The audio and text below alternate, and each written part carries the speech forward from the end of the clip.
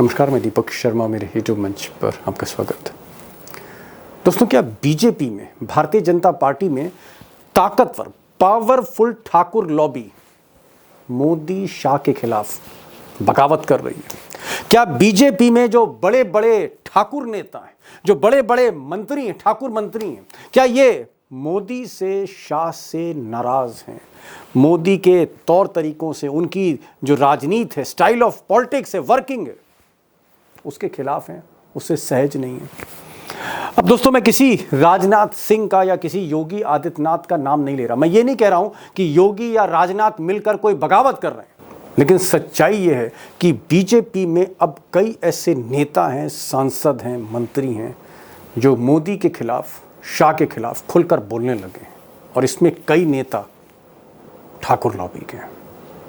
अब दोस्तों, इसे संयोग कहा जाए या प्रयोग कहा जाए, पर ज़मीनी सच्चाई ये है कि राजनाथ सिंह के, योगी आदित्यनाथ के बड़े खास बीजेपी के सांसद, बीजेपी के पूर्व मंत्री राजीव प्रताप रूडी महाराणा प्रताप बनकर अमित शाह के सामने खड़े हो गए। और यह पहला मौका था जब अमित शाह के उम्मीदवार संजीव बालियान को राजीव प्रताप रूडी ने कॉन्स्टिट्यूशन क्लब में धराशायी कर दिया, अमित शाह की आंखों के सामने। मैं ये नहीं कह रहा हूं कि राजीव प्रताप रूडी ने कोई बिगुल फूंक दिया था, लेकिन शुरुआत कर दी थी, और इसको आगे बढ़ाया बीजेपी के एक और कद्दावर नेता, ठाकुर नेता, या यूं कहिए बीजेपी के पूर्व केंद्रीय मंत्री आरके सिंह ने। अब दोस्तों, आरके सिंह कोई 7वीं फेल 12वीं फेल नेता नहीं है, बल्कि मैं यूं कहूंगा कि मोदी सरकार में अगर कोई सबसे ईमानदार नेता रहा था तो राजकुमार सिंह, आरके सिंह थे। ये मैं बहुत जिम्मेदारी के साथ कह रहा हूं। भ्रष्टाचार का एक आरोप इस शख्स पर नहीं था। ये डीएम भी था, कमिश्नर भी था, और देश का होम सेक्रेटरी भी था। ये वही शख्स था जिसने लाल कृष्ण आडवाणी को गिरफ्तार किया था। ये वही शख्स था जिसको मोदी की मदद लेनी पड़ी, क्योंकि आपको देश भर के हर गांव में बिजली का बल्ब जलाना था।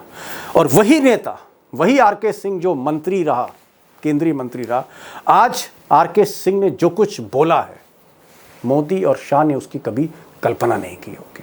अब आरके सिंह कई बार के मंत्री रहे, कई बार के सांसद रहे, आईएएस ऑफिसर रहे, और इस देश के यूनियन होम सेक्रेटरी, इस देश के गृह सचिव रहे, वो भी कांग्रेस की सरकार में।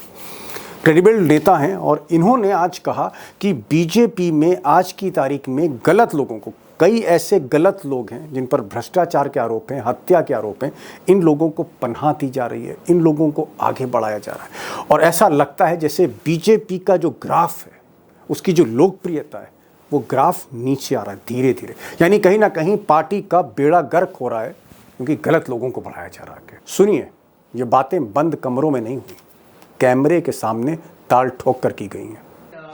बिल्कुल साहब। अब इसके कारण क्या हो रहा है कि ये पार्टी का जो ग्राफ है वो नीचे गिर रहा है ना, देख रहा है कि कैसे कैसे लोग हैं, इसीलिए ये आवश्यक है कि सामने आवे। अब आरके सिंह पूर्व केंद्रीय मंत्री, मोदी जी के मंत्री, बिहार के आरा के 2 बार के सांसद, कद्दावर नेता, साख वाले नेता, बिहार के निर्णायक चुनाव से ठीक पहले आज इन्होंने बिहार के जो बीजेपी के अध्यक्ष हैं दिलीप जायसवाल, उन्हीं की ऐसी तैसी कर दी। अब दिलीप जायसवाल के बारे में आरके सिंह ने कहा कि इन पर ऐसे ऐसे आरोप लगाए जा रहे हैं, हत्या में इन्वॉल्व हैं, मेडिकल कॉलेज पर कब्जा कर लिया है, ये फ्रॉड कर दिया, ये खेल कर दिया, इस तरह के आरोप प्रशांत किशोर, तमाम नेता लगा रहे हैं, और पार्टी चुप है। या तो इस आदमी को सफाई देनी चाहिए या इस आदमी को कुर्सी से उतार देना चाहिए, आरके सिंह कह रहे हैं कैमरे पर। अब दोस्तों, बहुत जिम्मेदारी के साथ कह रहा हूं कि ये आदमी, अगर भले ये 3 बार का मंत्री होता या मुख्यमंत्री होता, कुछ भी होता, आईएएस अफसर होता, अगर ये आदमी बेईमान होता तो मैं ये वीडियो ना करता। इस आदमी की बात मैं इसलिए पहुंचा रहा हूं क्योंकि ये आदमी ईमानदार है। आप किसी से पूछ लीजिए कि आरके सिंह ने कभी किसी का 2 रुपया नहीं लिया होगा, चाहे वो डीएम रहा हो, कमिश्नर रहा हो, सेक्रेटरी रहा हो। इसीलिए मैं इस आदमी का वीडियो दिखा रहा हूं, क्योंकि ये सच बोल रहा है, हिम्मत करके बोल रहा है, बीजेपी में रह के बीजेपी की बात कर रहा है।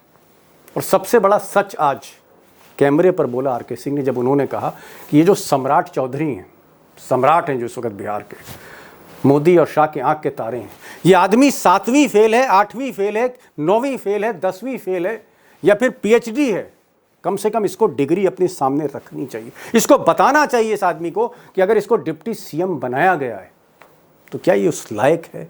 क्या ये 7वीं पास है? अगर पास है तो बोलना चाहिए इसको अपने हाई स्कूल की मार्कशीट दिखानी चाहिए। सुनिए डिप्टी सीएम मोदी शाह के डिप्टी सीएम के बारे में बीजेपी के पूर्व सांसद, पूर्व केंद्रीय मंत्री क्या कह रहे हैं। इसी तरह से सम्राट चौधरी ये बार बार कहता है कि उप मुख्यमंत्री है, 7वीं फेल है।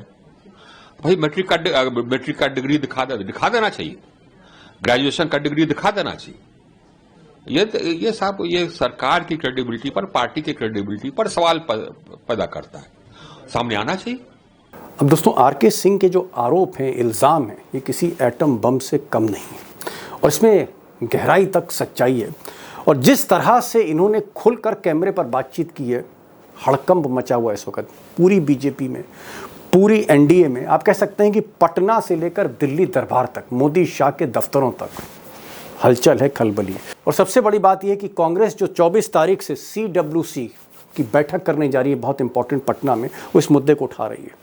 और यही नहीं है, चाहे वो आरजेडी हो, चाहे वो लेफ्ट पार्टी हो, बिहार में इस वक्त सबकी जुबान पर यही है कि क्या उनका डिप्टी सीएम 7वीं फेल है?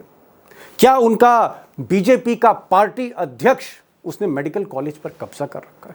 और आरके सिंह कह रहे हैं कि अगर ये आरोप झूठे हैं तो मानहानि का मुकदमा करना चाहिए, सम्राट चौधरी को सामने आकर मार्कशीट दिखानी चाहिए, दिलीप जायसवाल को सामने आकर कहना चाहिए कि विपक्ष के लोग झूठ बोल रहे हैं, उन पर मुकदमा करना चाहिए। ऐसा क्यों नहीं हो रहा? और क्यों नड्डा चुप हैं? क्यों मोदी चुप हैं? क्यों शाह साहब चुप हैं, जिनके हाथ में बिहार का रिमोट कंट्रोल है? अब दोस्तों, सच ये भी है कि पहली हिम्मत राजीव प्रताप रूडी ने की, उसके बाद हिम्मत आरके सिंह ने की, और दोनों ही लोग राजनाथ के करीब हैं, योगी जी के भी करीब हैं। मैं ये नहीं कह रहा हूँ कि योगी और राजनाथ सिंह इनको जो है कहीं ना कहीं उकसा, मैं ये नहीं कह रहा हूँ, लेकिन कहीं ना कहीं ऐसा लगता है कि राजपूत जो है उसे अब मोदी शाह की राजनीति बर्दाश्त नहीं हो रही, मोदी शाह के तौर तरीके बर्दाश्त नहीं हो रहे। और चलते चलते आज एक बड़ी बात मैंने देखी कि आरके सिंह ने पवन सिंह जो कभी बीजेपी में थे, बीजेपी उनको नेता बनाना चाहती थी, फिर किनारे कर दिया गया, पवन सिंह के बारे में भी बोल दिया उन्होंने। सिंह साहब के बारे में आरके सिंह साहब ने बोला कि भाई मोदी शाह ने, बीजेपी ने, पार्टी ने पवन सिंह के साथ नाइंसाफ़ी की है। इन परिस्थिति में जो उन्होंने किया वो हमको समझा, तो अब समझे कि उनके साथ थोड़ा सा ये हुआ, टिकट मिला, फिर कहा गया कि आप विड्रॉ कर जाइए, और फिर कहा गया कि आपको दूसरी जगह से टिकट देंगे, नहीं दिया, थोड़ा सा दर्द तो हुआ। अब दोस्तों, सवाल ये नहीं है कि मोदी और शाह से, गुजरात लॉबी से ठाकुर नाराज़ हैं या पंडित नाराज़ हैं, मुस्लिम नाराज़ हैं, ओबीसी नाराज़ हैं, दलित नाराज़ हैं, आदिवासी नाराज़ हैं, कौन सी जाति, कौन सा समाज नाराज़ है, बात इस बात की नहीं है। लेकिन आरके सिंह ने जो बातें कही हैं आज, कहीं ना कहीं वो पोस्टमार्टम करती हैं, एक्सरे करती हैं बीजेपी का, और ये जाहिर करती हैं कि लोग कहीं ना कहीं, चाहे वोट चोरी का मामला हो, चाहे भ्रष्टाचार का मामला हो, चाहे 200 करोड़ के खेल का मामला हो कैबिनेट मंत्री के हाथ हो, या मेडिकल कॉलेज पे कब्जे की बात हो, या फिर 7वीं फेल की बात हो, या फिर पनाह देने की बात हो, या फिर ये भी बात कही गई कि एनडीए में ऐसे ऐसे लोग हैं जो ड्रग माफिया हैं, उनको भी आगे बढ़ाया जा रहा है। बहुत सी बातें आरके सिंह ने कही हैं। इशारा यही है कि बीजेपी का जो वक्त है इस वक्त बिहार में, वो अच्छा नहीं लग रहा, और ऐसा लगता है कि इस चुनाव में दाल वाकई पतली। अब क्या होने जा रहा है? अगर आरके सिंह जैसे बड़े बड़े नेताओं ने बगावत का बिगुल फूंक दिया है बिहार चुनाव के ठीक पहले, तो होने क्या जा रहा है? सवाल ये भी बहुत बड़ा है। और आरके सिंह की इन बातों का इम्पैक्ट क्या होगा बीजेपी पर, एनडीए पर, जहां खलबली मची हुई है? क्योंकि भ्रष्टाचार का मामला बिहार की पब्लिक उसको सुनती भी है, रिएक्ट भी करती है, ये इतिहास बताता है। आज 2 खास मेहमान मैंने बुलाए हैं, दोनों ही बिहार के एक्सपर्ट हैं, दोनों को ही सुनिएगा, क्योंकि ये जो इलेक्शन बिहार में होने जा रहा है, ये देश की राजनीति की दिशा और दशा दोनों को बदल सकता है। इसके नतीजे इंपॉर्टेंट चुनाव है। आप सुनिए सतीश के सिंह को, जो कई बड़े बड़े चैनल के हेड रहे, जो आज भी बिहार के टॉप एक्सपर्ट माने जाते हैं, उनको सुनिए आप। और हमारे साथ ग्राउंड जीरो से सरोज सिंह शामिल हो रहे हैं, पटना से सीधे लाइव होंगे, उनको भी सुनिए। दोनों को सुनिए, आरके सिंह के तोहमतों का, आरोपों का क्या इम्पैक्ट होने जा रहा है बिहार के चुनाव में, उसकी कुछ सच्चाई की झलक आपको ज़रूर मिलेगी। सतीश जी, जिस तरह से आरके सिंह जो मोदी के मंत्री रहे, मोदी के बड़े नज़दीक रहे, और इस देश के होम सेक्रेटरी रहे, उनका जो ये बयान है कि साहब ये जो डिप्टी चीफ मिनिस्टर है, जिसको अमित शाह ने कुर्सी पर बैठाया, सम्राट चौधरी, ये बताए कि ये 7वीं फेल है या पास है। ये अपनी डिग्री दिखाए, हाई स्कूल की सर्टिफिकेट दिखाए। ये जो दिलीप जायसवाल है, बीजेपी का अध्यक्ष, ये अगर करप्शन के चार्ज पर सफाई नहीं देता तो उसको कुर्सी छोड़ देनी चाहिए। जिस तरह से भ्रष्टाचार पर आरके सिंह ने, मोदी के आदमी ने, जो इतने क्लोज थे, मोर्चा खोला है, क्या आपको लगता है एक बड़ा डेंट लगेगा चुनाव में? मोदी जी को भारी पड़ जाएगा आरके सिंह का ये जो आरोप है ताजे? देखिए, मैं आपके शो पर पहले भी कई बार कह चुका हूं कि बिहार में जो मतलब राजनीति चलती है वो घूर्णन गति से चलती है, और अभी बिहार में पूरा मामला सेट नहीं हुआ है। कौन कैंप, कौन नेता किधर, कौन दल, ये अभी नहीं सेट हुआ है। आप लिख के रख लीजिए हमसे।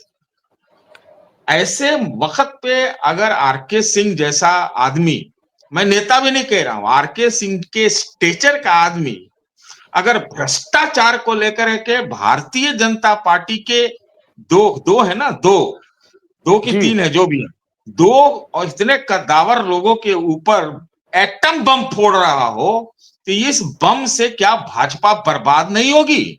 निश्चित रूप से होगी, निश्चित रूप से होगी, निश्चित रूप से होगी। मैंने आपको तो इशारे में तो कहा है कि आप चारा चोर कहते हैं, ठीक है? आप किस मुंह से कहिएगा? आप इस चीज को समझिए ना। क्या पता वहां कौन किससे मिला हुआ है, नीतीश जी क्या करवा रहे हैं, नीतीश जी किधर है, क्या करेंगे, कौन किधर, क्या अशोक चौधरी के ऊपर इतना जोरदार हमला हो रहा है, अशोक चौधरी के ऊपर। आप समझिए इस चीज को। अशोक चौधरी जी बहुत महत्वपूर्ण है, कांग्रेस के अध्यक्ष थे, नीतीश के पास आए, नीतीश को उन्होंने बहुत चढ़ाने की भी कोशिश की थी। मैं था उस दिन पटना में, एक रैली किया था वो कुछ समय पहले, और वो भी अलग थलग किए जा रहे हैं। ये मतलब ऐसा लग रहा है कि ऐन मौके पर, जैसे अर्थक्वेक जैसा होता है ना, कि इसका एपी सेंटर होता है, एकदम अर्थक्वेक के इन्होंने ला दिया है एपी सेंटर पे, और इसकी शुरुआत प्रशांत किशोर ने की है। ये भी मजेदार बात है। तो अगर हम ये देखेंगे कि अभी सब सामुच्य में सब फिट है, जो नेता जहां है, जो गठबंधन में है, जो जैसा पहले इक्वेशन चल रहा था वैसा ही चलेगा, तो हमसे लिख के रख लीजिए, नहीं चलेगा, नहीं चलेगा। बड़ी बात कहती सतीश के सिंह बिहार पर नजर रखते हैं, और इनका ये कहना है कि एक एटम बम है ये, और आरके सिंह का बड़ा स्टेचर है, ईमानदार छवि के नेता, जो बहुत दुर्लभ प्रजाति है इस वक्त। उन्होंने मोर्चा खोल दिया। कैबिनेट मिनिस्टर, फॉर्मर मोदी के खास आदमी ने मोदी के ही लोगों पर मोर्चा खोला है, और इसके गंभीर परिणाम, एक गंभीर आप कह सकते हैं नतीजे भुगतने पड़ेंगे बीजेपी को। एक बहुत बड़ा डेंट, बहुत बड़ी चोट कर दी। आप जो है सरोजी बिहार घूम रहे हैं, कभी आप आरा में हैं, तो कभी आप पटना में हैं, तो कभी आप सीतामढ़ी में हैं, तो कभी आप सासाराम में, पूरा बिहार आप घूम रहे हैं। ये जो आरोप लग रहे हैं कि 200 करोड़ का घपला है, एक मंत्री ने कर दिया, किसी ने जो है वो मेडिकल कॉलेज में घपला कर दिया, किसी ने रिश्वत का रिकॉर्ड तोड़ दिया, ये जो घपले लग रहे हैं, क्या जब आप लोगों से मिलते हैं, नेताओं से मिलते हैं, कार्यकर्ताओं से मिलते हैं, क्या बिहार में इसकी गली गली चर्चा हो रही है? चाय की दुकान पे चर्चा हो रही, ढाबे पे चर्चा हो रही, क्या चर्चा हो रही है? खूब चर्चा हो रही है।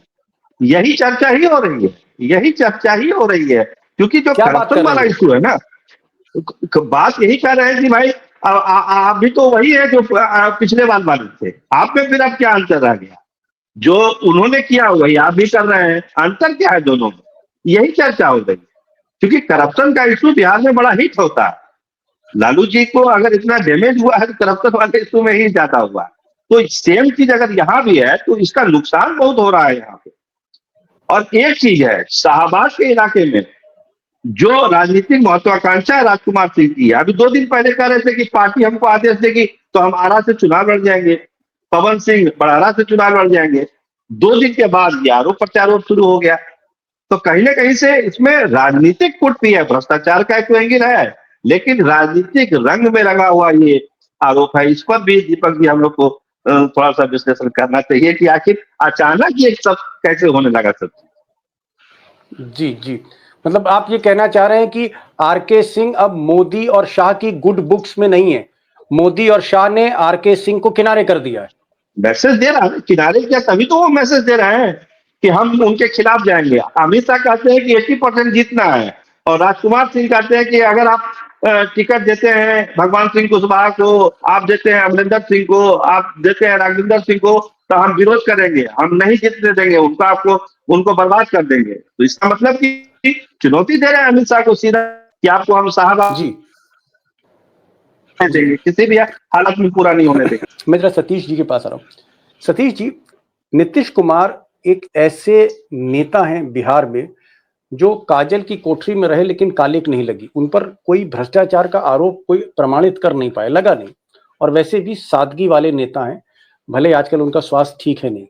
नीतीश कुमार के कमजोर होने पर, अमित शाह के पटना से दूर होने पर, मोदी के उलझने में, कभी ट्रंप के साथ उलझ गए तो कभी चीन के साथ, कभी पाकिस्तान के साथ, क्या आपको लगता है कि नीतीश कुमार की तबीयत नासाज, मोदी अमित शाह कहीं और उलझे हुए हैं, इसका फायदा मंत्रियों ने लिया और दे लूट पर लूट, लूट पर लूट, खुला खेल हो रहा है बिहार में क्या सतीश जी? नीतीश की तबीयत खराब और मोदी जो है दुनिया की सियासत में उलझ गए। देखिए, इसका जवाब मैं कुछ ऐसे दूंगा, 4-5 पॉइंट है। देखिए दीपक जी, हमारे पास तो कोई साक्ष्य नहीं है, हम लोग तो जो सुन रहे हैं, आरोप लग रहे हैं उसी के आधार पर। लेकिन बिहार में आप कहीं भी जाइए तो क्या होता है कि कुछ नेताओं को मतलब जरूरत से ज्यादा भ्रष्टाचारी मान लिया जाता है और कुछ लोग एकदम बेदाग बच जाते हैं। मैं नहीं कह रहा हूं कि नीतीश जी भ्रष्टाचारी हैं, मैं नहीं मानता, लेकिन उनकी सरकार में भ्रष्टाचार था, ये जनता के लबों पर था। इसका मैं तस्दीक कर सकता हूं, भले ही कोई फॉर्मली आरोप नहीं लगा, लेकिन ये क्या हुआ है मैं आपको बताऊं, जो मुझे समझ में आता है कि नीतीश जी मतलब क्या कहा जाए, A to Z काबिज रहने वाले आदमी थे। अब जेड में भी है कि नहीं पता है, मुझे लग रहा है कि नीतीश जी की अनुपस्थिति में ये बहुत लोग अपना जो है काम धाम निपटा रहे हैं, कुछ नेताओं को निपटा रहे हैं, कुछ, ये एक सत्ता का भी खेल है। Point number 2। पॉइंट नंबर 3, आपने अभी सरोज जी से पूछा कि क्या बिहार में इसकी चर्चा है।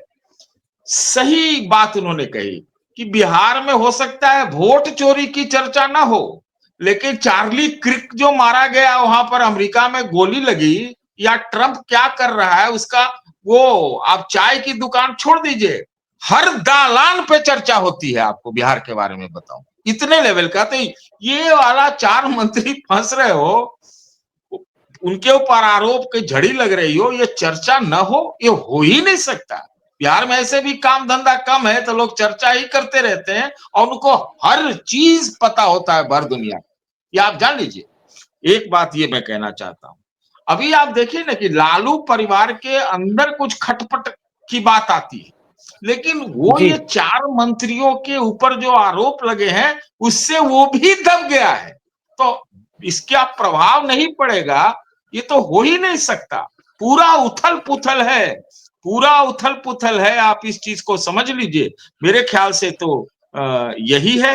और एक चीज और भी इसमें जोड़ देना चाहिए, आज 23 है ना जी, या आप सोचिए, कल एक और इतिहास पटना में रचा जा रहा है, अगर 24 है तो कांग्रेस वाले जो है पता नहीं 50, 60, 70, 100 साल के बाद अपनी CWC की मीटिंग पटना में कर रहे हैं। ओके, आप समझिए इस चीज को। अभी तो एक बम है ये, अभी जो आया है, भले प्रशांत ने छोड़ा हो, लेकिन उसमें जो उसको उनको मिल भी रहा है सपोर्ट जहां तहां से, उसकी बातों को बढ़ाई जा रही है। अभी तो एक और बम आना है, क्या पता कल आप देखिए कि वहां पर CWC रखने का कोई मकसद तो होगा, कहीं किस एक पर और बम बम उधर से फटेगा, ना आ जाए। किस पर बम आप सोच फटेगा, सकते हैं एक क्या और बम होगा। आना। जी जी जी। अब मैं जरा सरोज जी के पास आ रहा हूँ। सरोज जी, ठीक है, मैं समझ गया कि 4 मंत्री सरकार के, एनडीए के, वो भ्रष्टाचार के आरोप में फंसे हुए, पूरे बिहार में चाय पे चर्चा हो रही इसी पर। मैं एक चीज पूछना चाह रहा हूँ कि भाई अब तो चुनाव एकदम करीब आ गया है, मतलब किसी दिन भी अनाउंस हो जाएगा और फिर नवंबर तक नतीजे, तो अब तो महीने गिनती में रहे, दशहरा आने वाला है, उसके बाद दिवाली है और फिर नतीजे हैं। मैं एक चीज पूछने जा रहा हूँ क्या इस वक्त आपको लग रहा है कि मोदी और नीतीश की स्थिति ठीक है, या महागठबंधन यानी तेजस्वी और राहुल आगे चल रहे हैं, कांटे की टक्कर है? बिहार में होने क्या जा रहा है? सरोज जी, ये भी तो चलते चलते बता दीजिए, क्या लग रहा है? हमको लगता है कि जो एक फ्री बीज वाला जो चल रहा था मामला नीतीश कुमार का, उसका प्रभाव तो जरूर है गांव के इलाके में। और ये जो पैसा जाने वाला महिलाओं के खाते में जाएगा 26 तारीख को, तो जो एंटी इन्फ्लुएंसी थी नीतीश कुमार की अभी तक, उसको कहीं ना कहीं से न्यूट्रलाइज करने की कोशिश हुई और उसमें बहुत हद तक सफलता भी मिली। लेकिन जो नए नए इशू आ रहे हैं, आप गौर करिए, प्रशांत किशोर के उस प्रेस कॉन्फ्रेंस को, उन्होंने कहा कि आप यही 2-3 नेताओं के बारे में बोलते हैं, तो उन्होंने उल्टा जवाब किया पत्रकारों को, आप बताइए कि किस मंत्री के खिलाफ बोलना है, किसका दस्तावेज दिखाना है, उसी का दिखा दीजिए। इसका मतलब वो अति उत्साह नहीं है, उनके पास होमवर्क है। उन्होंने कहा कि जिस मंत्री के खिलाफ आपको सुनना हो, आप खुद बता दीजिए, अगले प्रेस कॉन्फ्रेंस में मैं उसी मंत्री का कच्चा चिट्ठा खोल दूंगा। मतलब ये है कॉन्फिडेंस लेवल प्रशांत किशोर का। अब क्या है नहीं है उनके पास, वही बता सकते हैं। अब सीडब्ल्यूसी की बात हो गई, सब हमेशा रहे थे। निश्चित तौर पर कांग्रेस के लोगों से जो मेरी बात हुई है कल, वो कह रहे हैं कि ये कोई सामान्य सीडब्ल्यूसी नहीं होने जा रहा है कल पटना में। इसका बहुत व्यापक प्रभाव 25 के चुनाव में पड़ने वाला है। तो कल इस पर पर्दा उठेगा, लेकिन जो तैयारी हम देख रहे हैं पटना शहर में और कांग्रेस नेताओं का, वो बहुत धमाकेदार है। और अरे ये निश्चित तो तौर पर कल का दिन सरोज बड़ा जी, महत्वपूर्ण होगा। सरोज जी, पटना से एक पैगाम, हम दिल्ली में बैठे, ये तो बता दीजिए आगे कौन चल रहा है? आगे कौन चल रहा है?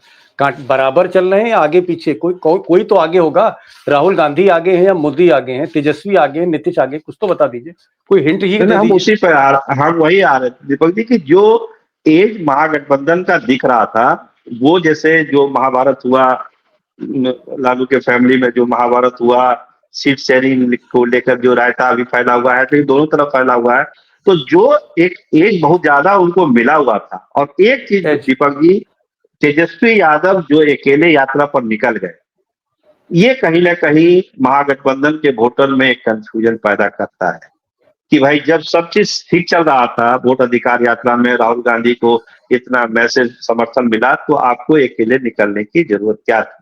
और जब अकेले निकले तो कहीं कलम बांट दिए, कहीं कुछ कर दिए, तो जो जितना फायदा नहीं हुआ उसका नुकसान हुआ।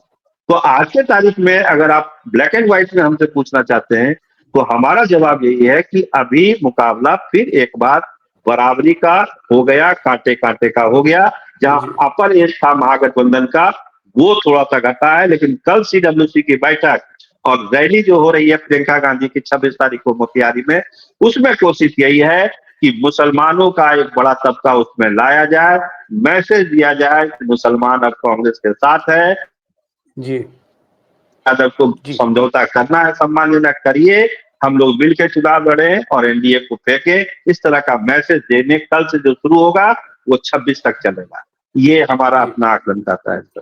लास्ट क्वेश्चन सतीश के सिंह साहब को, कांटे की टक्कर है महागठबंधन और एनडीए में, यानी राहुल गांधी तेजस्वी की टक्कर सीधे सीधे नीतीश और मोदी जी से है, या फिर कोई आगे है इसमें? कांटे की टक्कर, या आपको लगता है कि राहुल आगे हैं, या आपको लगता है मोदी आगे? सतीश के सिंह। देखिए, मुझे क्या लगता है, सरोज जी ने बड़ी अच्छे से बताया कि क्या स्थितियां हैं जमीन पे।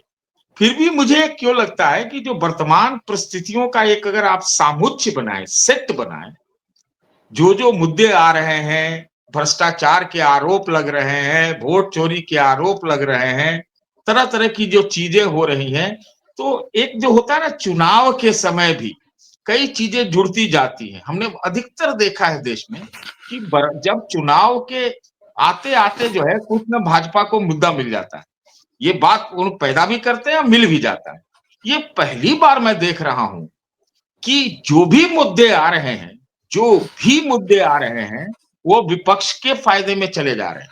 और ऐन ओके, वक्त पर बिहार में ये एक तरह का सबसे बड़ा चैलेंज है आज तक के लिए, नीतीश के लिए भी और बीजेपी के लिए तो है ही।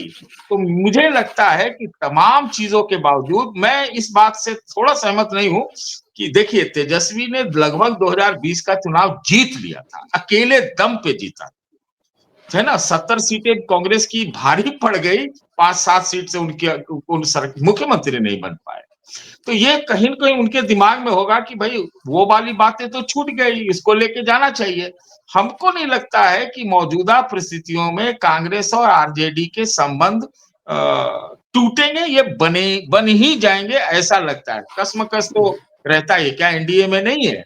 तो और नीतीश जी एकदम ड्राइवर सीट पे नहीं लगते और बीजेपी के खिलाफ बहुत सारे इश्यूज हैं, तो इसलिए हम कुछ भी सोचने का प्रयास करते हैं, कम से कम जो वस्तु स्थिति देखने की बात हम जब कर रहे हैं, वो ठीक कह रहे हैं कि वो जो फ्रीबीज का बहुत फायदा होता है, लेकिन क्या हो रहा है, सब कट जा रहा है और कट जाने से क्या होता है कि अगर वोट परसेंटेज में भी देखें, कॉम्बिनेशन में भी देखें, सारी चीजों को मिलाकर देखें, तो हमें लगता है महागठबंधन को एज और एज बढ़ सकता है। दो बड़े एक्सपर्ट हैं और मैं कह रहा हूँ, मेरा कहना है कि उम्र का बड़ा हिस्सा दोनों ने बिहार की पॉलिटिक्स को कवर करते हुए, समझते हुए दिया। सरोज भाई कह रहे हैं कि कांटे की टक्कर है, एनीवन कैन विन, कोई भी जीत सकता है।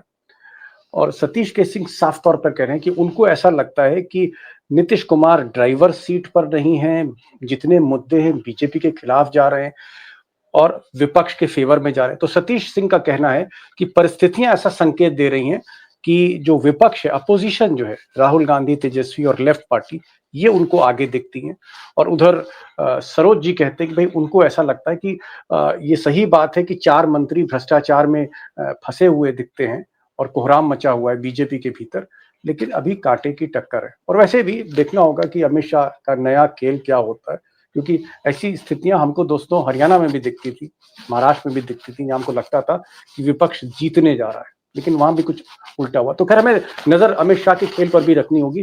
बहरहाल आज सतीश सिंह आप आए, आपने महागठबंधन को आगे बताया, सरोज जी आप आए, आपने कांटे की टक्कर बताई। देखते हैं आने वाले दिनों में क्या होता है, लेकिन मैं दोस्तों की तरफ से, अपने ऑडियंस की तरफ से आपका शुक्रिया चाहूंगा कहना, और आप लोग यहाँ आए, thank you so much for joining this program sir.